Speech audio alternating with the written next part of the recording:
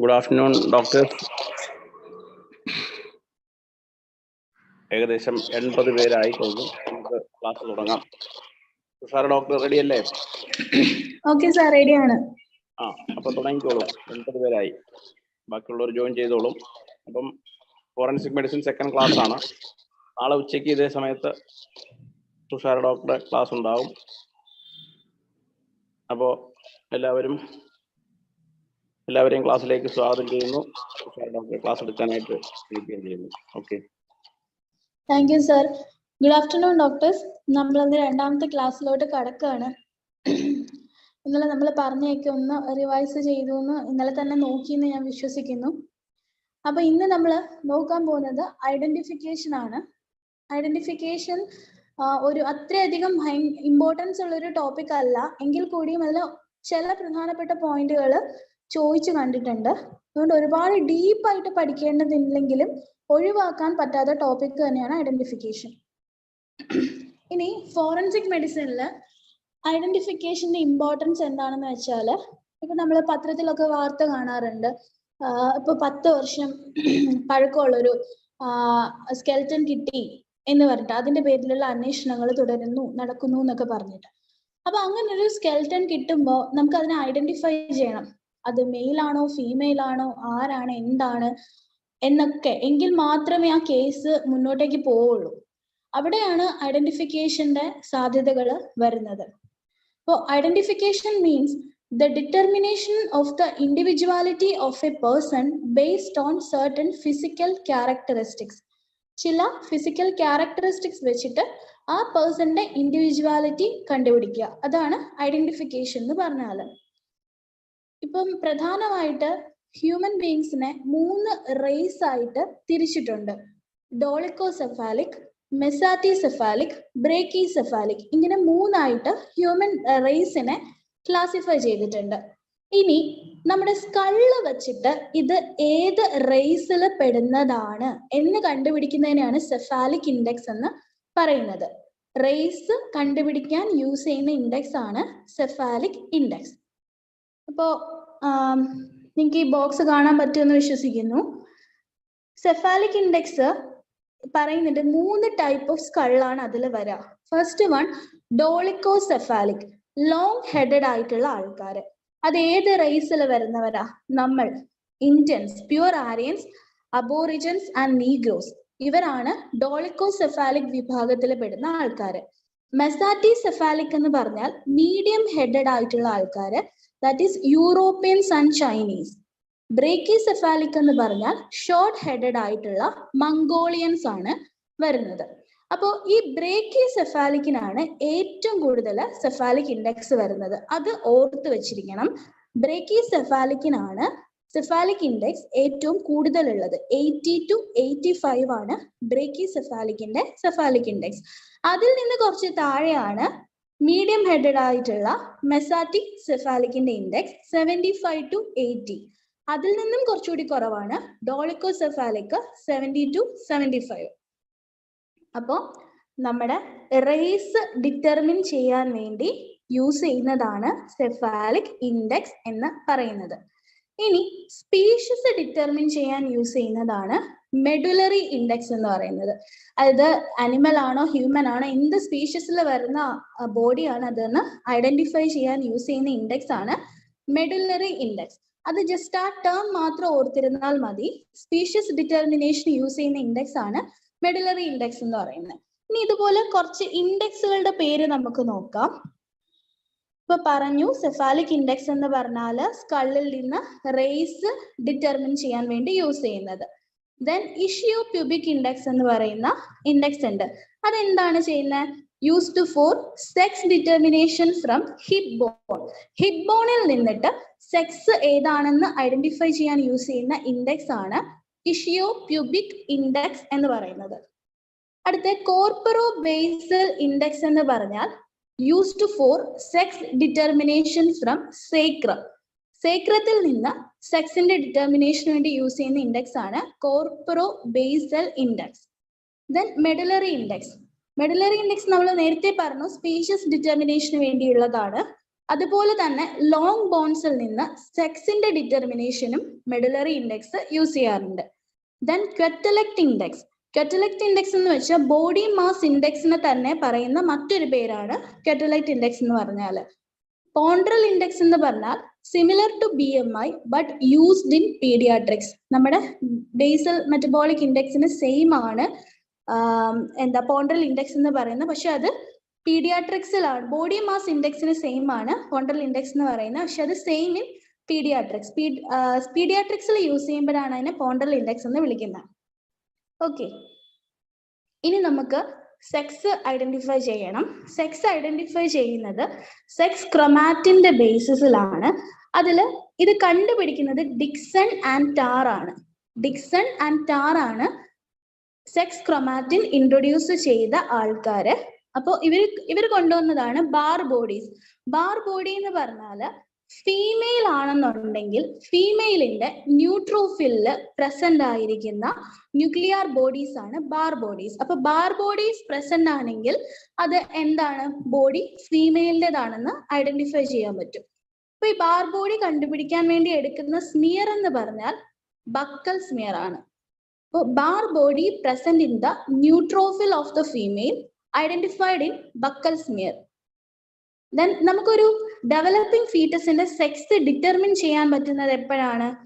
4th month of intrauterine life. 4th month of intrauterine ലൈഫിൽ വെച്ചിട്ടാണ് നമുക്കൊരു ഡെവലപ്പിംഗ് ഫീറ്റസിന്റെ സെക്സ് ഡിറ്റർമിൻ ചെയ്യാൻ പറ്റുന്നത്. അത് ഇമ്പോർട്ടന്റ് ആണ്. ഇപ്പൊ പറഞ്ഞ ബാർ ബോഡിയും ഇമ്പോർട്ടന്റ് ആണ്. ബാർ ബോഡി എന്ന് പറഞ്ഞാൽ എന്താണ്?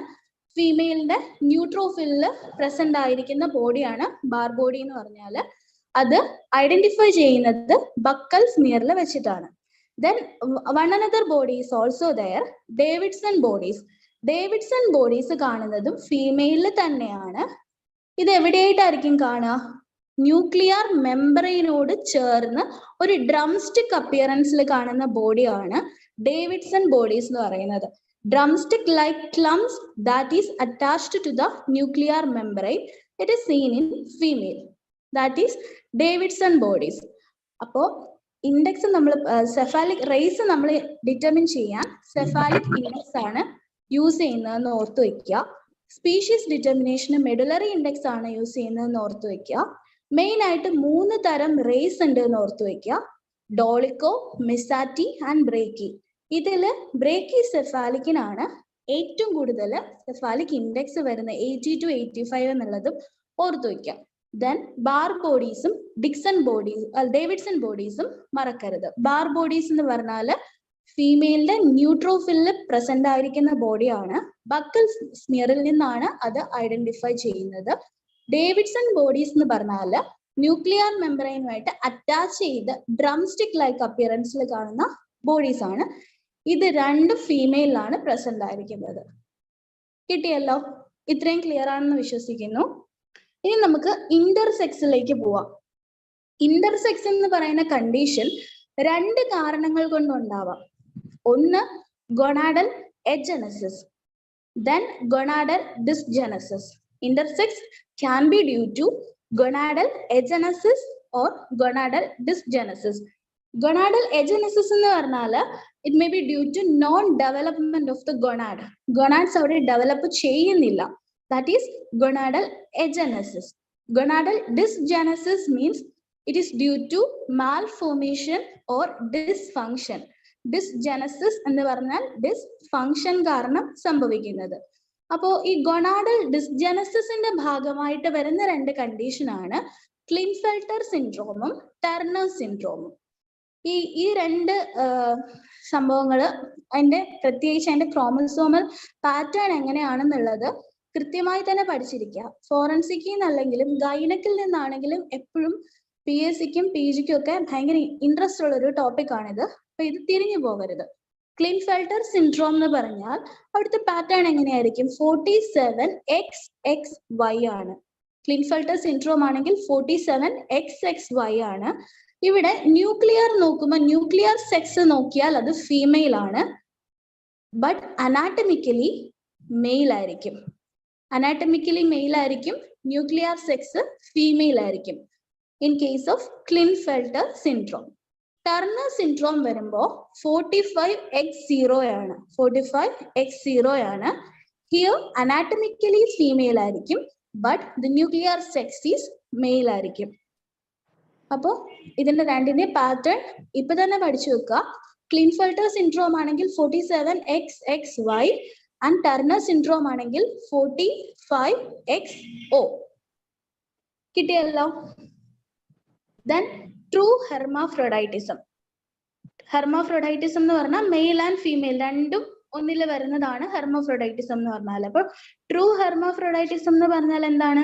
In this an ovary and a testis or two ovotestis are present within the external genitalia of both the sexes. രണ്ടും പ്രസന്റ് ആയിരിക്കും. Both an ovary and testis or two ovotestis are present. Pseudo hermaphroditism എന്ന് പറഞ്ഞാൽ internally gonadal tissue of only one sex is seen, but external appearance is of the opposite sex. Internally gonadal tissue ഉണ്ടാവുന്നത് ഒരു സെക്സിലായിരിക്കും, പക്ഷെ അതിന്റെ നേരെ opposite ആയിട്ടായിരിക്കും external appearance വരിക. അപ്പൊ അത് മെയിൻ ആയിട്ട് രണ്ട് ടൈപ്പാണ് ഉള്ളത്. മെയിൽ സ്യൂഡോ ഹെർമാഫ്രോഡൈറ്റിസും ഉണ്ട്, ഫീമെയിൽ സ്യൂഡോ ഹെർമാഫ്രോഡൈറ്റിസും ഉണ്ട്.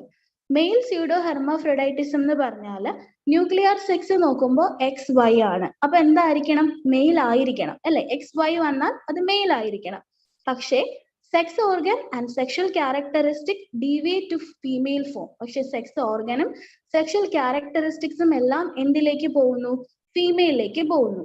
എന്തുകൊണ്ടാണ് ഇങ്ങനെ സംഭവിക്കുന്നതെന്ന് വെച്ചാൽ because of testicular feminisation. Testicular feminisation കാരണമാണ് മെയിൽ സ്യൂഡോ ഹെർമാഫ്രോഡൈറ്റിസം സംഭവിക്കുന്നത്. ഇനി അടുത്ത ഫീമെയിൽ സ്യൂഡോ ഹെർമാഫ്രോഡൈറ്റിസം. ഇതിന്റെ നേരെ ഓപ്പോസിറ്റ് ആയിരിക്കും. അതായത് ന്യൂക്ലിയർ സെക്സ് നോക്കുമ്പോൾ ഫീമെയിൽ ആണ്, XX ആണ് ഉണ്ടാവുക. പക്ഷെ എക്സ്റ്റേണലി അപ്പിയറൻസ് കംപ്ലീറ്റ് മെയിലിൻ്റെതായിരിക്കും. But the deviation of sex organ and sexual characteristic towards males are seen. ഇത് എന്തുകൊണ്ടാണ് ഉണ്ടാവുന്നത്? Due to adrenal hyperplasia. അപ്പോൾ male pseudo hermaphroditism is due to testicular feminization and female pseudo hermaphroditism is due to adrenal hyperplasia. കിട്ടിയല്ലോ?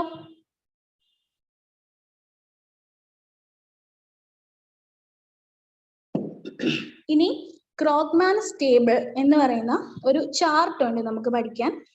അതെന്താന്ന് മാത്രം അറിഞ്ഞിരുന്നാൽ മതി. അതായത് ബോണിൽ നിന്ന് സെക്സ് ഡിറ്റർമിൻ ചെയ്യാൻ വേണ്ടിയിട്ട് യൂസ് ചെയ്യുന്ന ചാർട്ടാണ്. അപ്പൊ അതിന്റെ പെർസെൻറ്റേജ് ഓഫ് ആക്യുറസി ആ ചാർട്ട് നോക്കിയാൽ നമുക്ക് കറക്റ്റ് ആയിട്ട് അറിയാൻ പറ്റും. Percentage of accuracy in determination of sex from the bone.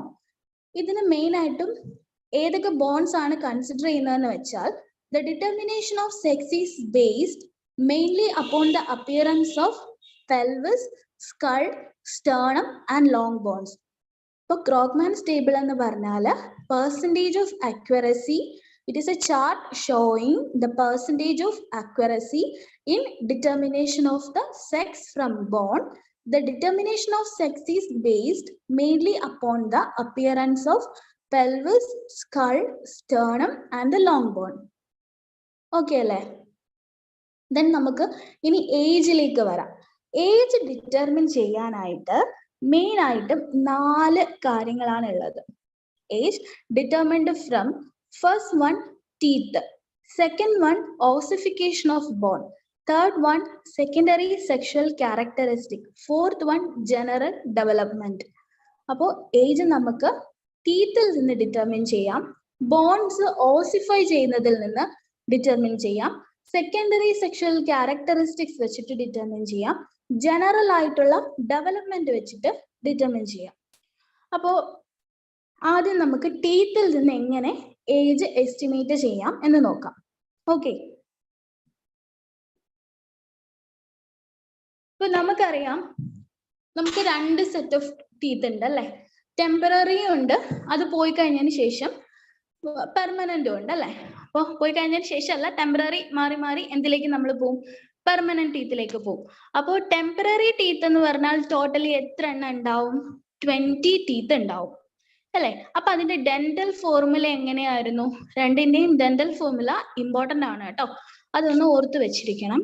Temporary teeth 20 ആണ് ഉണ്ടാവുക, ഇവിടെ ഡെന്റൽ ഫോർമുല വന്നിട്ട് 2 incisors 1 canine, no premolar and 2 molar. അങ്ങനെയാണ് വരിക. മൊത്തത്തിൽ 4 ക്വാഡ്രന്റ് ഉണ്ടാവും. ഒരു ക്വാഡ്രന്റിന്റെ ഫോർമുലയാണ് നമ്മൾ ഇപ്പൊ ഈ പറഞ്ഞത്. 2 incisors, 1 canine, 0 premolar and 2 molar. അങ്ങനെ ഇപ്പൊ ഇതിൽ ടോട്ടൽ എത്ര ടീത്ത് വന്നു?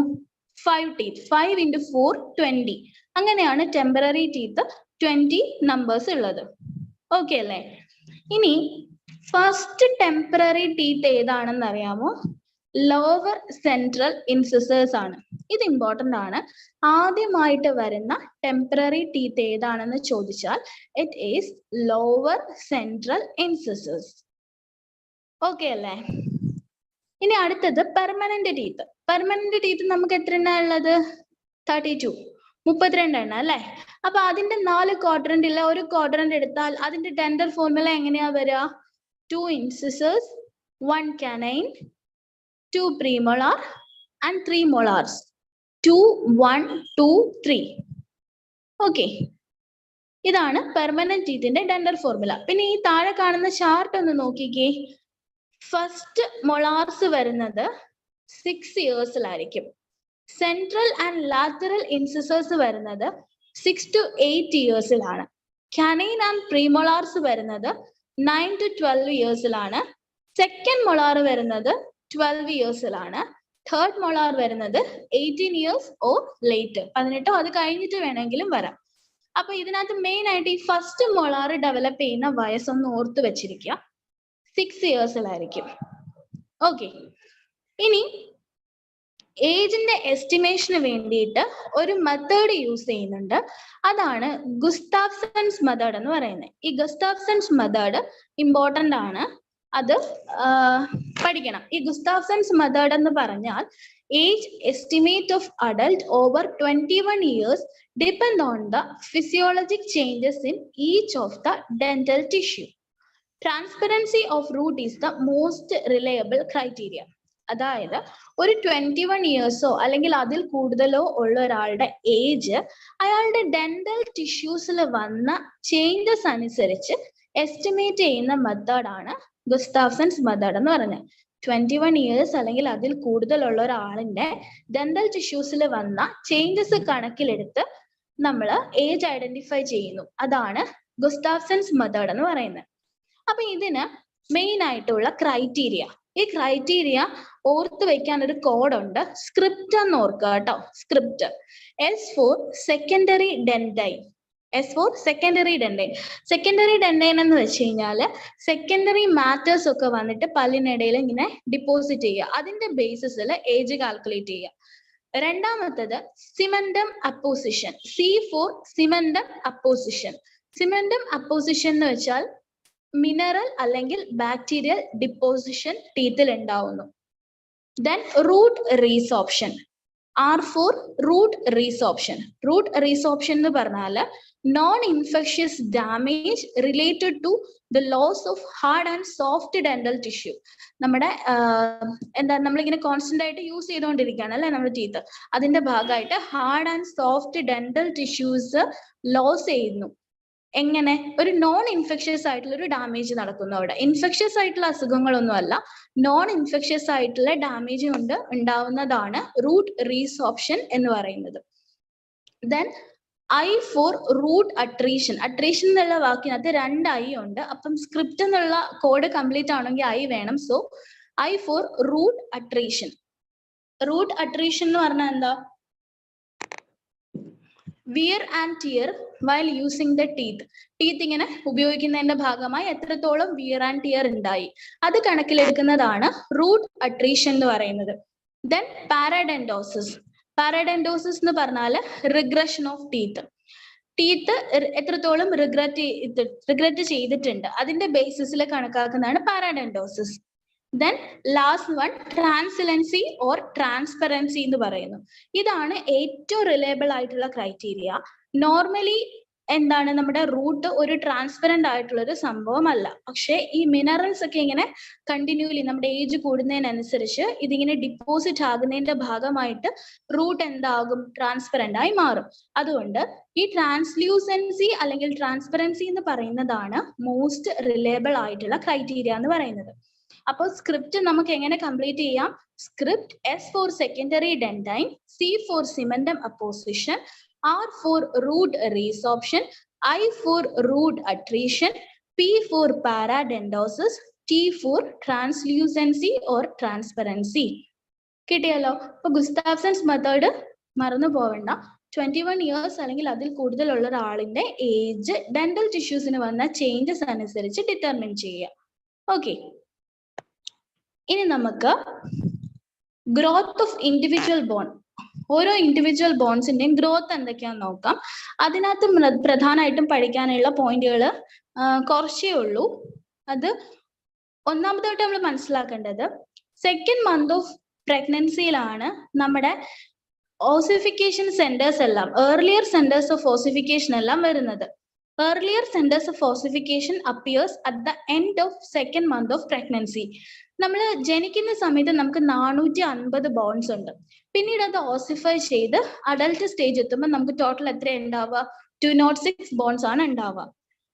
അപ്പോൾ ഈ ഒരു 3rd to 5th ഡെക്കേഡ് വരെ നമ്മുടെ ഏജ് ഡിറ്റർമിൻ ചെയ്യാൻ ബോണിന്റെ കാര്യത്തിൽ ഒരു ഒറ്റ ബോൺ മതി. That is symphysis പ്യൂബസ്.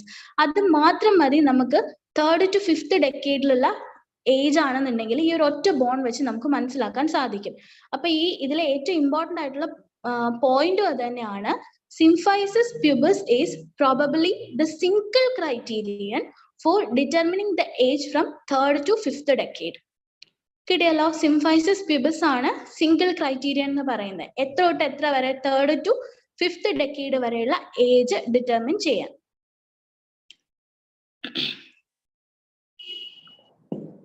Then lateral and occipital fontanelles close within the first 2 months. Then നമ്മുടെ ഫോണ്ടനൽസിന്റെ ക്ലോസിംഗ് ആണ് അടുത്ത പറയുന്നത്. ആദ്യത്തെ 2 മാസത്തിനുള്ളിൽ ലാറ്ററൽ ആൻഡ് ഓസിപിറ്റൽ ഫോണ്ടനൽസ് ക്ലോസ് ചെയ്യാറുണ്ട്. 2 വയസ്സാവണം ആന്റീരിയർ ഫോണ്ടനൽസ് ക്ലോസ് ചെയ്യാനായിട്ട്. ഓക്കെ, ആന്റീരിയർ ഫോണ്ടനൽസ് ഫ്യൂസ് ചെയ്യുന്നത് എത്രാമത്തെ ഏജിലാണ്? 2nd ഇയറിലാണ്. ഇത്രയേ ഉള്ളൂ ആ ഒരു ബോൺസിന്റെ കാര്യത്തിൽ ഇമ്പോർട്ടന്റ് ആയിട്ട് നോക്കേണ്ട കാര്യങ്ങൾ. ദെൻ സെക്കൻഡറി സെക്ഷൽ ക്യാരക്ടറിസ്റ്റിക്സിലേക്ക് പോവുകയാണ്. അതിൽ വരുമ്പോ ഒരു ഫീമെയിൽസിൽ സെക്കൻഡറി സെക്ഷൽ ക്യാരക്ടറിസ്റ്റിക് ഡെവലപ്പ് ചെയ്യുന്ന ആ ഒരു സീക്വൻസ് ഉണ്ടല്ലോ, അതിനെ നമ്മൾ 3 വേർഡിങ്സ് യൂസ് ചെയ്തിട്ടാണ് സൂചിപ്പിക്കുക. First one thelarche, then pubarche, then menarche.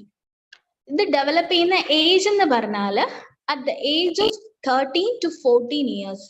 Sequence of puberty is thelarchy, pubarchy and menarchy. Thelarchy എന്ന് പറഞ്ഞാൽ ബ്രസ്റ്റ് ഡെവലപ്പ് ചെയ്തു, ബ്രസ്റ്റ് ബിഗിൻ ടു ഡെവലപ്പ്. പ്യൂബാർക്കി എന്ന് പറഞ്ഞാൽ ഹെയർ ഗ്രോത്ത് ഉണ്ടായി. മെനാർക്കി എന്ന് പറഞ്ഞാൽ മെൻസ്ട്രേഷൻ സ്റ്റാർട്ട് ചെയ്തു.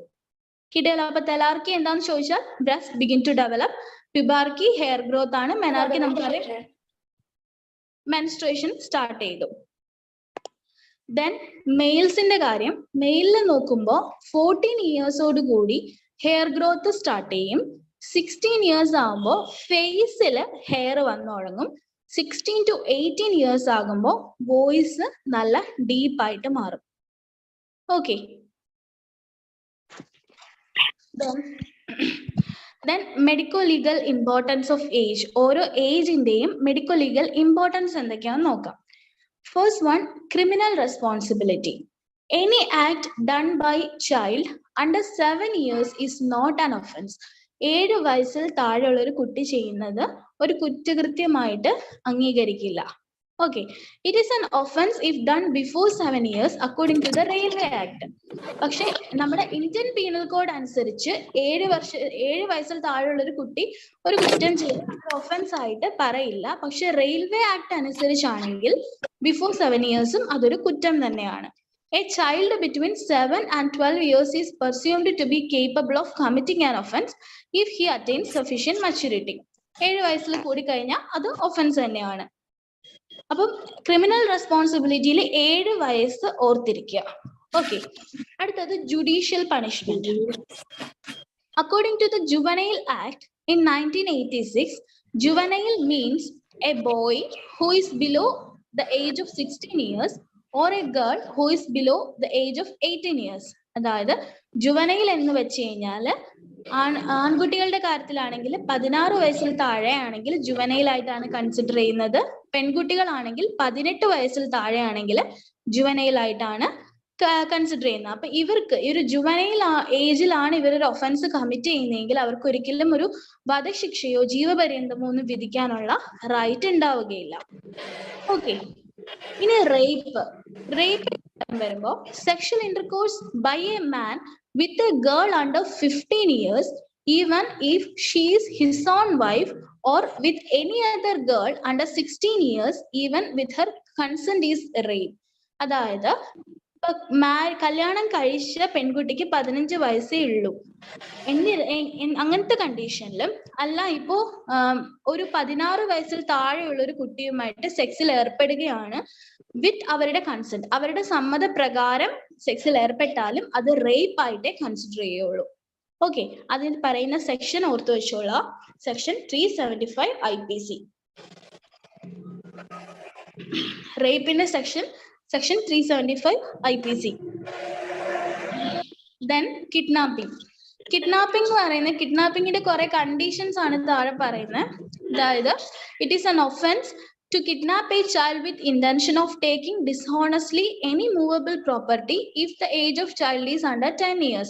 10 വയസ്സിൽ താഴെയുള്ള ഒരു കുട്ടീനെ എന്തെങ്കിലും ഒരു ലക്ഷ്യം വെച്ചുകൊണ്ട് കൊണ്ടുപോകുന്നതും എന്താണ്, കിഡ്നാപ്പിംഗിൽ പെടും. അതുപോലെ 16 വയസ്സിൽ താഴെയുള്ള ഒരു ആൺകുട്ടീനെയോ അല്ലെങ്കിൽ 18 വയസ്സിൽ താഴെയുള്ള ഒരു പെൺകുട്ടീനെയോ അവരുടെ ഗാർഡിയന്റെ അടുത്തുനിന്ന് മാറ്റി നിർത്തുന്നതും, അതായത് തട്ടിക്കൊണ്ടു പോകുന്നതും കിഡ്നാപ്പിൽ പെടും. ദെൻ ഒരു 18 വയസ്സിൽ താഴെയുള്ള ഒരു പെൺകുട്ടീനെ പ്രോസ്റ്റിറ്റ്യൂഷന് വേണ്ടിയിട്ട് യൂസ് ചെയ്യുന്നതും കിഡ്നാപ്പിൽ പെടും. അതുപോലെ ഒരു 21 വയസ്സിൽ താഴെയുള്ള ഒരു ഫോറിൻ യുവതിയെ ഇന്ത്യയിലേക്ക് കൊണ്ടുവന്നിട്ട് സെക്ഷൽ പർപ്പസിന് വേണ്ടി യൂസ് ചെയ്താൽ അതിനെയും കിഡ്നാപ്പിന്റെ അണ്ടറിലാണ് പെടുന്നത്. ഇതൊന്നും അത്ര ഇമ്പോർട്ടന്റ് അല്ല, ജസ്റ്റ് മനസ്സിലാക്കി വെച്ചിരുന്നാൽ മതി. എംപ്ലോയ്മെന്റ് നമുക്കറിയാല്ലേ, ബാലവേല എത്രയാണ് ഏജ് ലിമിറ്റ്? 14 years ആണ്. 14 വയസ്സിൽ താഴെയുള്ള കുട്ടിയാണെന്നുണ്ടെങ്കിൽ ഒരിക്കലും ഒരു എംപ്ലോയർ ആയിട്ട് നിർത്താൻ പാടില്ല. പക്ഷെ 15 വയസ്സിൽ താഴെ മുകളിലുള്ള കുട്ടികളാണെന്നുണ്ടെങ്കിൽ ഫാക്ടറിയിൽ ഒരു അഡൾട്ടിനെ പോലെ തന്നെ അവർക്ക് വർക്ക് ചെയ്യാനായിട്ട് സാധിക്കും. ഇനി നമ്മളൊക്കെ എപ്പോഴാ പ്രായപൂർത്തിയാവുന്നേ? Attainment of majority. A person attains majority on the completion of 18 years. 18 വയസ്സായാൽ പ്രായപൂർത്തിയായി എന്ന് നമുക്ക് ഡിക്ലെയർ ചെയ്യാൻ പറ്റും. Then evidence. ആ എവിഡൻസിന് ഒരു ഇത്തിരി ഇമ്പോർട്ടൻസ് ഉണ്ട്. അതായത് എവിഡൻസ് കൊടുക്കാനായിട്ട് പ്രായമില്ല. ഏതൊരു കുഞ്ഞും ഒരു കോടതിയിൽ വന്ന് പറയുന്ന ഒരു എവിഡൻസ് കോർട്ട് സാറ്റിസ്ഫൈഡ് ആണെങ്കിൽ എന്താണ്, അത് എവിഡൻസ് ആയിട്ട് സ്വീകരിക്കും. അല്ലാതെ ഇത്ര പ്രായം വേണം എന്ന് നിർബന്ധമില്ല. ഒരു കുട്ടി വന്ന് കോടതിയിൽ ഒരു കാര്യം ബോധിപ്പിക്കുമ്പോൾ ആ കുഞ്ഞ് ട്രൂത്ത്ഫുൾ ആയിട്ട് കോർട്ടിൽ തോന്നുവാണെങ്കിൽ അത് എവിഡൻസ് ആയിട്ട് തന്നെ കൺസിഡർ ചെയ്യും. മാരേജ് കോൺട്രാക്ട് നോക്കുമ്പോൾ മെയിലിനാണെങ്കിൽ ഏജ് എത്രയാണ്? 21 years ആവണം. അതുപോലെ ഫീമെയിൽ ആണെങ്കിൽ 18 years കംപ്ലീറ്റ് ചെയ്തിരിക്കണം. ഇതിൽ താഴെയാണെന്നുണ്ടെങ്കിൽ മാരേജ് കോൺട്രാക്ടിന് വാലിഡിറ്റി ഉണ്ടാവില്ല. ദെൻ ഇൻഫന്റിസൈഡ് നോക്കിക്കഴിഞ്ഞാൽ 6 months താഴെയുള്ള ഇൻട്രായൂട്രൈൻ ലൈഫിൽ വെച്ച് തന്നെ നമ്മൾ കുട്ടീനെ കൊല്ലുകയാണെന്നുണ്ടെങ്കിൽ അത് ഇൻഫന്റിസൈഡിലാണ് പെടുക. It's comes under criminal abortion. Criminal അബോർഷന് വേറൊരു പ്രത്യേകത എന്താ വെച്ചാൽ, a woman who has passed the age of child bearing age cannot be charged for procuring criminal abortion. അതായത് ഒരു ചൈൽഡ് ബെയറിംഗ് ഏജ് കഴിഞ്ഞൊരു സ്ത്രീ ആണ് ഇതുപോലെ അബോർട്ട് ചെയ്യുന്നെങ്കിൽ അതൊരിക്കലും ക്രിമിനൽ അബോർഷനിൽ പെടുത്താൻ പറ്റില്ല. കാരണം അത് അവരുടെ ഹെൽത്തിന് ഒരുപാട് പ്രശ്നമായിരിക്കും. അതുകൊണ്ട് അതൊരിക്കലും ക്രിമിനൽ അബോർഷൻ ആവില്ല. ഓക്കെ,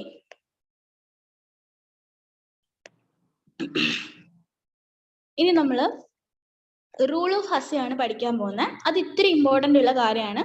അപ്പൊ കുറച്ചു നേരം മുന്നേ നമ്മൾ സിമ്പിൾ ആയിട്ട് കേട്ടിരുന്നു, അതുപോലെ ആവരുത്. റൂൾ ഓഫ് ഹസെ എന്ന് പറഞ്ഞാൽ ഇത്തിരി ഇമ്പോർട്ടൻസ് ഉള്ള സാധനമാണ്. നമ്മളൊരു age of foetus up to 5 months, 5 മാസം വരെയുള്ള ഫീറ്റസിന്റെ ഏജ് കണ്ടുപിടിക്കാനായിട്ട് നമുക്കൊരു ഫോർമുല ഉണ്ട്. അതെന്താ വെച്ചാല് age of foetus below 5 months ആണെങ്കിൽ സ്ക്വയർ റൂട്ട് ഓഫ് ലെങ്ത് എടുക്കണം. ആ ഫീറ്റസിന് എത്ര ലെങ്ത് ഉണ്ടോ അതിന്റെ സ്ക്വയർ റൂട്ട് എടുത്താൽ നമുക്ക് എത്ര മാസമായി എന്ന് കണ്ടുപിടിക്കാൻ പറ്റും. കിട്ടിയോ? എബോവ് 5 months ആണെങ്കിൽ ഫീറ്റസിന്റെ ഏജ് എങ്ങനെയാ കണ്ടുപിടിക്കുക? Length divided by 5 months. ലെങ്തിനെ 5 മാസം കൊണ്ട് ഡിവൈഡ് ചെയ്താൽ നമുക്ക് ഫീറ്റസിന്റെ ഏജ് കണ്ടുപിടിക്കാം. അപ്പോൾ റൂൾ ഓഫ് ഹസെ എന്ന് പറഞ്ഞാൽ 5 മാസത്തിൽ താഴെയുള്ള ഒരു ഫീറ്റസിന്റെ ഏജ് കണ്ടുപിടിക്കാനും 5 മാസത്തിൽ മുകളിലുള്ള ഒരു ഫീറ്റസിന്റെ ഏജ് കണ്ടുപിടിക്കാനുമായിട്ടുള്ള 2 ഫോർമുലകളാണ് അതിൽ വരുന്നത്. 5 മാസത്തിൽ താഴെയാകുമ്പോൾ സ്ക്വയർ റൂട്ട് ഓഫ് ലെങ്ത് ആണ് എടുക്കേണ്ടത്. 5 മാസത്തിൽ കൂടുതലാണെങ്കിൽ length in centimetre divided by 5 months ആണ്. ഓക്കെ അല്ലേ? ഇപ്പൊ റൂൾ ഓഫ് ഹസെ ഇമ്പോർട്ടന്റ് ആണ്, അത് അങ്ങനെ തന്നെ പഠിച്ചോളാം. Then Karl Pearson formula. Karl Pearson formula എന്ന് പറഞ്ഞാൽ ലോങ് ബോൺ വെച്ചിട്ട് stature from a long bone എത്ര ഹൈറ്റ് ഉണ്ടാവും എന്ന് കണ്ടുപിടിക്കുന്നതാണ് കാൾ പിയേഴ്സൺ ഫോർമുല. അപ്പൊ അതിന് ലോങ് ബോൺസ് ആണ് യൂസ് ചെയ്യുന്നത്. നമ്മുടെ പ്രധാനപ്പെട്ട 2 ലോങ് ബോൺ ഏതൊക്കെയാണ്? ഫീമറും ഹ്യൂമറസും. അപ്പൊ ഇതിന്റെ കൂടെ ഒരു കോൺസ്റ്റന്റ് തന്നിട്ടുണ്ട്. ആ കോൺസ്റ്റന്റ് വെച്ച് മൾട്ടിപ്ലൈ ചെയ്ത് കഴിഞ്ഞാൽ നമുക്ക് ആ ഇൻഡിവിജ്വലിന്റെ സ്റ്റാച്യൂർ മനസ്സിലാക്കാൻ സാധിക്കും. അപ്പൊ length of femur into 3.6 to 3.8 ആണ് ഫീമറിന്റെ കോൺസ്റ്റന്റ് ആയിട്ട് വരുന്നത്. അപ്പം ലെങ്ത് ഓഫ് ഫീമറിനെ 3.6 to 3.8 അതുവരെ ഉള്ളത് വെച്ചിട്ട് മൾട്ടിപ്ലൈ ചെയ്താൽ നമുക്ക് സ്റ്റാച്ചർ കിട്ടും. അല്ല ഹ്യൂമറസ് ആണെങ്കിൽ അതിന്റെ ലെങ്തിനെ ഇൻറ്റു 5 to 6 അതാണെങ്കിൽ നമുക്ക് ആ പേഴ്സന്റെ സ്റ്റാച്ചർ കണ്ടുപിടിക്കാൻ പറ്റും. അതാണ് Karl Pearson formula. Karl Pearson formula is used for stature from long bones. Length of the femur into 3.6 to 3.8 equal stature. Length of the humerus into 5 to 6 equals stature. കിട്ടിയല്ലോ? ഇനി then dactylography, അതായത് finger printing. Finger പ്രിന്റിങ്ങിന്റെ മറ്റൊരു പേരാണ് ഡാക്ടൈലോഗ്രഫി. വേറൊരു പേരും കൂടി ഉണ്ട്, Henry Galton system. ആ പേര് വരാൻ കാരണം ഇത് ഇൻട്രൊഡ്യൂസ് ചെയ്തത് ആരൊക്കെയാണ്? Sir Francis Galton and Edward Henry. Dactylography or Henry Galton system introduced by Sir Francis Galton and Edward Henry. ഇന്ത്യയിലെ ഫിംഗർ പ്രിന്റ് ബ്യൂറോ സിറ്റുവേറ്റ് ചെയ്യുന്നത് എവിടെയാണ്? കൽക്കട്ടയിലാണ്. Finger print bureau in India situated at Calcutta. ഇനി throat കുറച്ച് പ്രശ്നമുണ്ട്, sorry കേട്ടോ. അപ്പം most reliable method of identification of a person എന്ന് പറഞ്ഞാൽ ഫിംഗർ പ്രിന്റിംഗ് ആണ്. ഫിംഗർ പ്രിന്റിംഗ് ആണ് ഏറ്റവും റിലയബിൾ ആയിട്ടുള്ള മെത്തേഡ്. പക്ഷെ ഫിംഗർ പ്രിന്റിങ്ങും DNA കൂടി ചോദിച്ചു കഴിഞ്ഞാൽ DNA ആണ് ഏറ്റവും ടോപ്പിൽ വരിക കേട്ടോ. അത് കഴിഞ്ഞിട്ടേ ഫിംഗർ പ്രിന്റിങ് വരുള്ളൂ. അപ്പോൾ ഫിംഗർ പ്രിന്റിങ് മെയിൻ ആയിട്ട് 4 ടൈപ്പ് വരുന്നുണ്ട്. ലൂപ്പ്, വേൾസ്, ആർക്ക്, കമ്പോസിറ്റ്. 4 രീതികളിലാണ് മെയിൻ ആയിട്ടും ആൾക്കാരിൽ ഫിംഗർ പ്രിന്റിങ് കാണാൻ പറ്റുക. ലൂപ്സ് ആയിട്ടാണ് ഏറ്റവും കൂടുതൽ കാണുന്നത്. 67% ലൂപ്സ് ഉണ്ടാവും. വേൾസ് 25% ഉണ്ടാവും. ആർച്ചസ് 6 to 7% ഉണ്ടാവും. കമ്പോസിറ്റ് 1 to 2% ഉണ്ടാവും. Patterns are not inherited. നമുക്ക് ഒരിക്കലും ഫിംഗർ പ്രിന്റ് പാരമ്പര്യമായിട്ട് കിട്ടുന്നതല്ല. Patterns different even in identical twins. Identical ട്വിൻസിലാണെങ്കിൽ പോലും ഫിംഗർ പ്രിന്റിങ് എന്തായിരിക്കും? ഡിഫറെന്റ് ആയിരിക്കും. ദെൻ ഈ ഒരു റിഡ്ജിന് ഓൾട്രേഷൻസ് സംഭവിക്കാം, ചെറിയ രീതിയിൽ മാറ്റങ്ങൾ സംഭവിക്കാം. ഏതൊക്കെ കണ്ടീഷൻസ് വന്നാലാണ് അങ്ങനെ ഒരു ഫിംഗർ പ്രിന്റിന്റെ റിഡ്ജിന് ഓൾട്രേഷൻ സംഭവിക്കുക? എക്സിമ കേസസിൽ സംഭവിക്കാം. അക്കാന്തോസിന്റെ cases, acanthosis nigricans and scleroderma, ridge alteration can happen. Then permanent ആയിട്ട് ഇമ്പയർമെന്റ് നടക്കുന്നത് ഏതൊക്കെ സിറ്റുവേഷനിൽ? അത് ഇമ്പോർട്ടന്റ് ആണ് കേട്ടോ. ഫിംഗർ പ്രിന്റിങ്ങിൽ നമ്മുടെ പെർമനന്റ് ഇമ്പയർമെന്റ് നടക്കുന്ന conditions in case of leprosy, electric injury and after exposure to radiation. Leprosy എന്ന് പറഞ്ഞ കണ്ടീഷൻ വന്നാൽ അല്ലെങ്കിൽ ഇലക്ട്രിക് ഇഞ്ചുറി സംഭവിച്ചാൽ റേഡിയേഷന്റെ എക്സ്പോഷർ ഉണ്ടായി കഴിഞ്ഞാൽ പെർമനന്റ് ഇമ്പയർമെന്റ് നടക്കും. കിട്ടിയല്ലോ.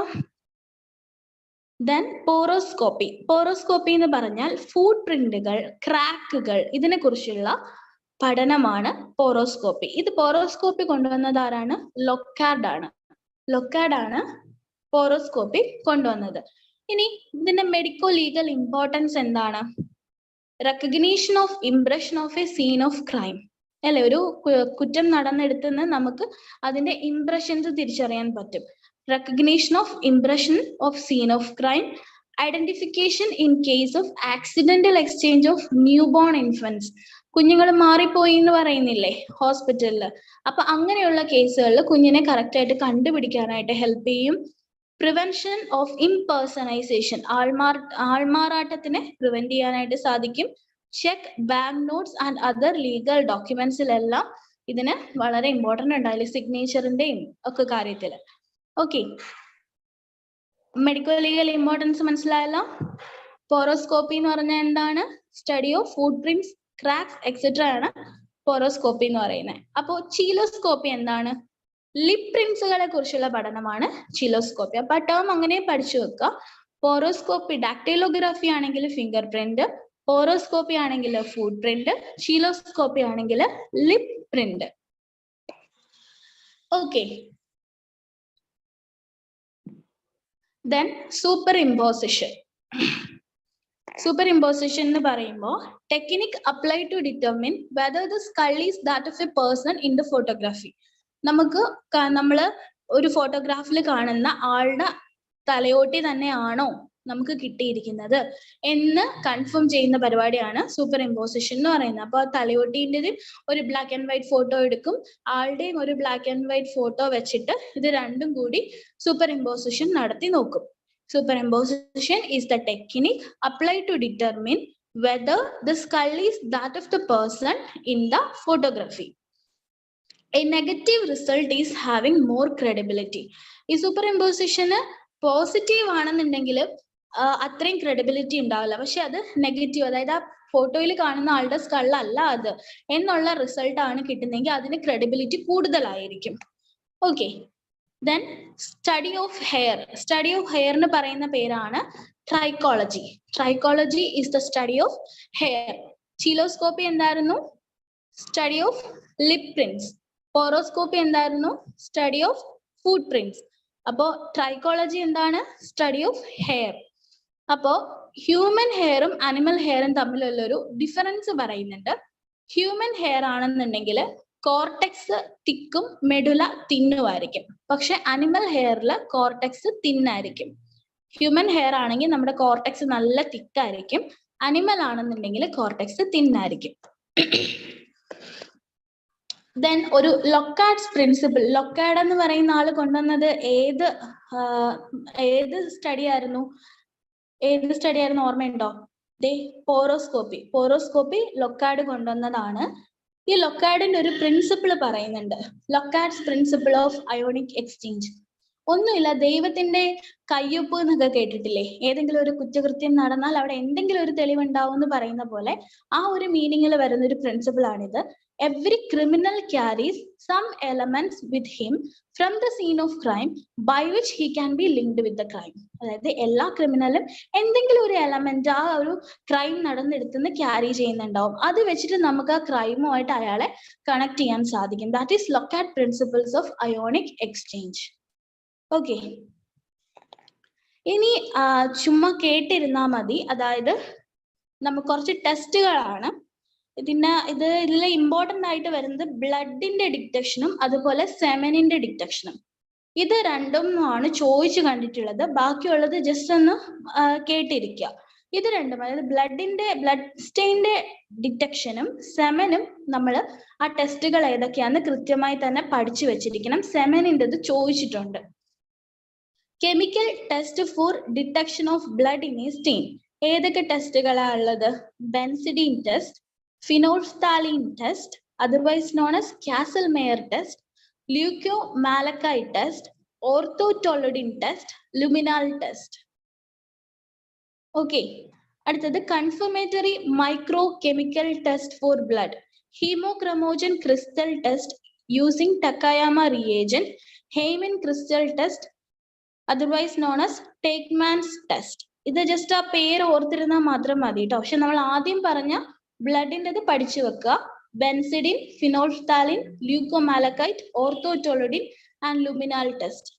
Then serological test for species identification of blood, ring test, antiglobulin test, mixed antiglobulin test, diffusion precipitation in gel, passive hemagglutination test, gel electrophoresis test. ഇനി അടുത്തതാണ് ഇമ്പോർട്ടന്റ് ആയിട്ടുള്ളത് chemical test for semen. Semen analysis, semen ഉണ്ടോ എന്ന് അറിയുന്ന ടെസ്റ്റുകൾ: Florence test, Barberio test, acid phosphatase test, creatine phosphokinase test, ammonium molybdate test. Okay, ഇത് ഒരു തവണ വന്ന ക്വസ്റ്റ്യൻ ഇങ്ങനെ ആയിരുന്നു. അതായത് ക്രിയാറ്റിൻ ഫോസ്ഫോകൈനേസ് ടെസ്റ്റ് മാത്രം കൊടുത്തു, ബാക്കി വേറെ ടെസ്റ്റുകളൊക്കെ തന്നിട്ട് ഇതിൽ ഏതാണ് സെമനിന്റെ കെമിക്കൽ ടെസ്റ്റ് എന്ന് ചോദിച്ചു. അപ്പോൾ ക്രിയാറ്റിൻ ഫോസ്ഫോകൈനേസ് ടെസ്റ്റ് അതിൻ്റെതാണെന്ന് അറിഞ്ഞാൽ മാത്രമേ നമുക്കത് എഴുതാൻ പറ്റുള്ളൂ. So chemical test for semen എല്ലാവരും പഠിച്ചിരിക്കുക. Florence, Barberio, acid phosphatase test, creatine phosphokinase test and ammonium molybdate test. Okay, ഇത്രയാണ് ഐഡന്റിഫിക്കേഷനിൽ പ്രധാനമായിട്ടും ഉള്ളത്. നമുക്കൊന്ന് ഓടിച്ച് റീവൈൻഡ് ചെയ്യാം. കുറച്ച് ഡ്രൈ ആയിട്ടുള്ള ടോപ്പിക് ആണ്, പക്ഷെ എന്നാൽ നമ്മൾ മെയിൻ ആയിട്ട് ഓർത്തിരിക്കാൻ വളരെ കുറച്ച് സാധനങ്ങളേ ഉള്ളൂ. അപ്പോൾ അത് ഒന്ന് ഇന്ന് തന്നെ ഉറപ്പിക്കാം. ഓക്കെ, അപ്പോൾ ഐഡന്റിഫിക്കേഷൻ റേസ് ആണെന്നുണ്ടെങ്കിൽ cephalic index, for species identification ആണെങ്കിൽ മെഡുലറി ഇൻഡെക്സ്. ഓക്കെ, അപ്പൊ ഇതിൽ ഏറ്റവും കൂടുതൽ സെഫാലിക് ഇൻഡെക്സ് ഉള്ളത് ബ്രേക്കി സെഫാലിക്കിനാണ്. 80 to 85 ആണ് ഉണ്ടാവുക. ദെൻ സെക്സ് ഐഡന്റിഫൈ ചെയ്യാനായിട്ട് ബാർ ബോഡീസും ഉണ്ട്, ഡേവിഡ്സൺ ബോഡീസും ഉണ്ട്. ബാർ ബോഡീസ് എന്ന് പറഞ്ഞാൽ ന്യൂട്രോഫിലിൽ പ്രസന്റ് ആയിരിക്കുന്നതാണ്. ഡേവിഡ്സൺ ബോഡി എന്ന് പറഞ്ഞാൽ ന്യൂക്ലിയർ മെംബ്രെയിനിൽ അറ്റാച്ച് ചെയ്തിരിക്കുന്ന ഡ്രംസ്റ്റിക് അപ്പിയറൻസ് ഉള്ളതാണ്. ഇത് രണ്ടും ഫീമെയിൽ ആയിരിക്കും ഉണ്ടാവുക. ഓക്കെ, ദെൻ ഇവിടെ ഒന്നും അത്രയ്ക്കും വലിയ ഇമ്പോർട്ടൻസ് ഇല്ല.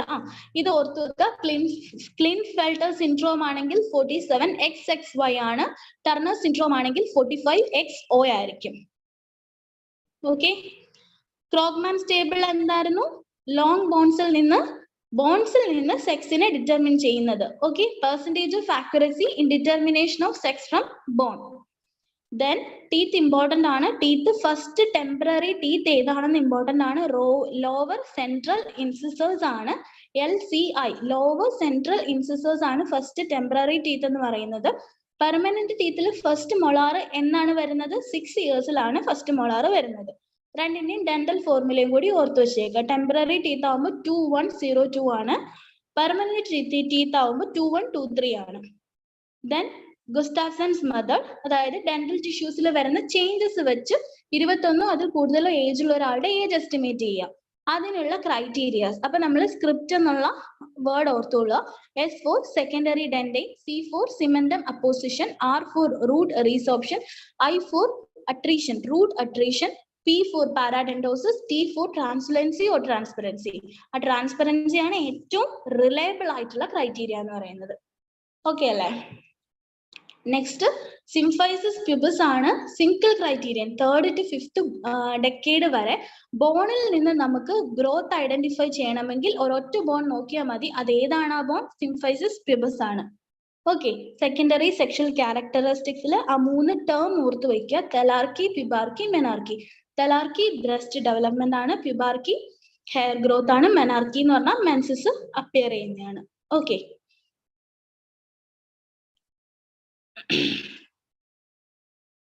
ഇനി rule of Haase. Rule of Haase important ആണ്. എങ്ങനെയാ ഒരു ഫീറ്റസിന്റെ ഏജ് നമുക്ക് ഡിറ്റർമിൻ ചെയ്യാൻ പറ്റും? ഒരു ഇക്വേഷൻ നമുക്ക് തരാണ്. 5 മാസത്തിൽ താഴെയാണെങ്കിൽ സ്ക്വയർ റൂട്ട് ഓഫ് ലെങ്ത് വെച്ചിട്ട് ഡിറ്റർമിൻ ചെയ്യാം. 5 മാസത്തിൽ കൂടുതലാണെങ്കിൽ ലെങ്ത് ഡിവൈഡഡ് ബൈ 5 months. കിട്ടിയല്ലോ. കാൾ പിയേഴ്സൺ ഫോർമുല എന്ന് പറഞ്ഞു കഴിഞ്ഞാല് ഒരു ബോഡിയുടെ ഒരു ബോൺ കിട്ടിക്കഴിഞ്ഞാൽ അയാൾക്ക് എത്ര ഹൈറ്റ് ഉണ്ടായിരുന്നു എന്ന് എസ്റ്റിമേറ്റ് ചെയ്യുന്നതാണ്. അത് ലോങ് ബോൺസ് വെച്ചിട്ടാണ് ചെയ്യുക. ലോങ് ബോൺ എന്ന് പറഞ്ഞാൽ ഫീമറും ഹ്യൂമറസും. അതിന്റെ കൂടെ അവർ തരുന്ന ഒരു കോൺസ്റ്റന്റ് ഉണ്ട്, അത് വെച്ച് മൾട്ടിപ്ലൈ ചെയ്യുക. ഫീമർ ആണെങ്കിൽ 3.6 to 3.8, ഹ്യൂമറസ് ആണെങ്കിൽ 5 to 6. ദെൻ ഡാക്ടിലോഗ്രഫി, കൊണ്ടുവന്നത് ആരാണ്? ഫ്രാൻസിസ് ഗാൽട്ടനും എഡ്വേർഡ് ഹെൻറിയും ആണ് കൊണ്ടുവന്നത്. 4 ടൈപ്പ് ഉണ്ട് എന്ന് ഓർത്തു വയ്ക്കാം. Most reliable method of identification ആണെന്ന് ഓർത്തു വെക്കുക. ഓക്കെ, ഐഡന്റിക്കൽ ട്വിൻസിൽ പോലും ഫിംഗർ പ്രിന്റ് ഡിഫറെന്റ് ആണെന്ന് ഓർത്തു വെക്കുക. പെർമനന്റ് ഇമ്പയർമെന്റ്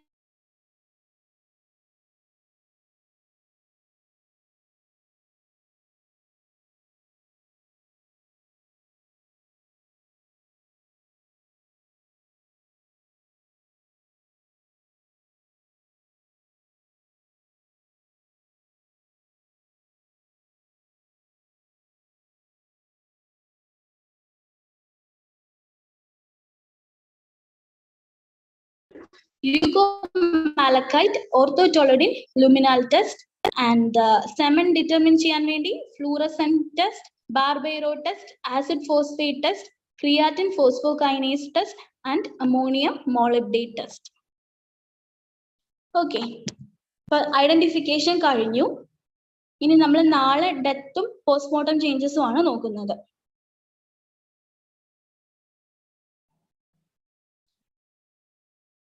എന്തെങ്കിലും റിപ്പീറ്റ് ചെയ്ത് പറയണോ?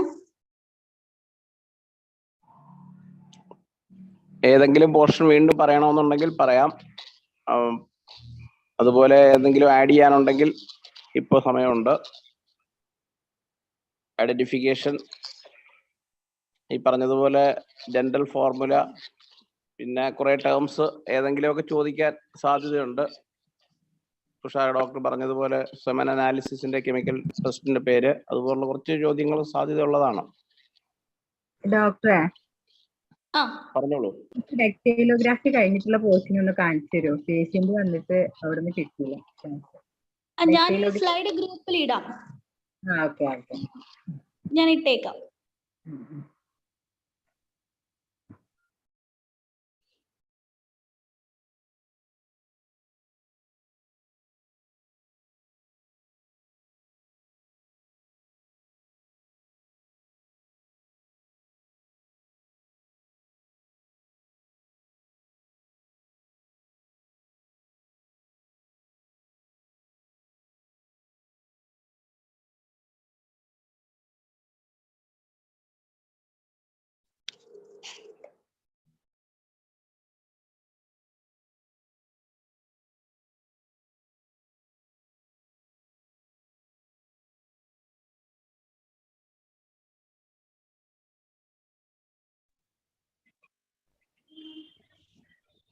ഡോക്ടർ, കോർപ്പസ് ഡെലിക്റ്റ ഇല്ലേ? ഇതൊന്ന് എക്സ്പ്ലെയിൻ ചെയ്യോ? ഇന്നലെ പറഞ്ഞതല്ലേ? ഇന്നലത്തെ ക്ലാസ്സിലല്ലേ? ആയിരിക്കും, ഞാൻ മിസ്സായി പോയി ആ പോർഷൻ. ഓക്കെ, ഇന്നലെ കോർപ്പസ് ഡെലിക്റ്റ എന്ന് പറഞ്ഞാൽ ഇപ്പൊ ഒരു ഡെഡ് ബോഡിയിൽ തന്നെ ഇല്ലീഗൽ ആയിട്ടുള്ള ആക്ട് നടന്നു എന്ന് കാണിക്കുന്ന തെളിവുകൾ ഉണ്ട്. അപ്പൊ ഡെഡ് ബോഡി എക്സാമിനേഷന് തന്നെ ഇപ്പം ഒരു റേപ്പ് കേസ് തന്നെ ഒന്ന് നോക്കുക. അപ്പൊ അതിനകത്ത് ഒരുപാട് മുറിവുകൾ റേപ്പിനെ ഇൻഡിക്കേറ്റ് ചെയ്യുന്നതായിരിക്കും. അപ്പൊ അവിടെ വേറെ തെളിവുകളുടെ ഒന്നും ആവശ്യമില്ല. ആ ഡെഡ് ബോഡി ഇറ്റ്സെൽഫ് അത് പറയുകയാണ് ഇന്ന ഇന്ന കാര്യങ്ങൾ അവിടെ നടന്നു എന്നുള്ളത്. അതിനെയാണ് കോർപ്പസ് ഡെലിക്റ്റ എന്ന് പറയുന്നത്. കിട്ടിയോ? Okay, thank you.